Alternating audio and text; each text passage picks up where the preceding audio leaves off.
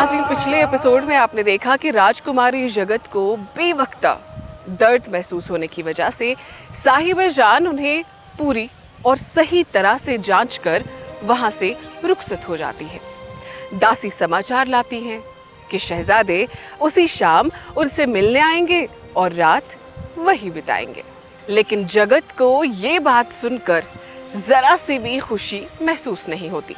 मेहरुन्निसा ख्यालों में बिल्किस बेगम की कही बात याद करती है, जहां उन्होंने उसे कहा था कि सलीम के तख्त पर बैठते ही लोग उसे शीशे में उतारने की कोशिश करेंगे, और ऐसे नाजुक वक्त में अगर मेहरू उनके साथ होगी तो ऐसा हरगिज नहीं होगा। अब मलिका बिल्किस बेगम को यकीन है कि मेहरू और सिर्फ मेहरू सलीम को एक कामयाब और पुरवकार हुक्मरान बना सकती है। वो ये भी फरमाती हैं कि उन्हें इस बात का भी इल्म है कि सलीम और मेहरू के बीच एक खरा रिश्ता पनप रहा है, और ये भी कि महल के शाही ज्योतिषियों और नजूमियों ने भी दूर अंदेशी की है कि सलीम और मेहरू एक हो जाएंगे तो वो आसमान की बुलंदियों को छू सकते हैं। अब इन ख्यालों से बाहर आते ही मेहरू अपने आप से न तो इन सब बातों पर यकीन करने को कहती है और ना ही लालच।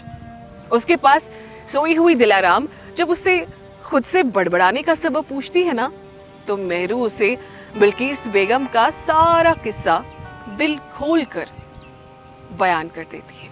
अब दिलाराम बिल्किस बेगम की बातों से इत्तेफाक रखते हुए मेहरू से सच का सामना करने को कहती है।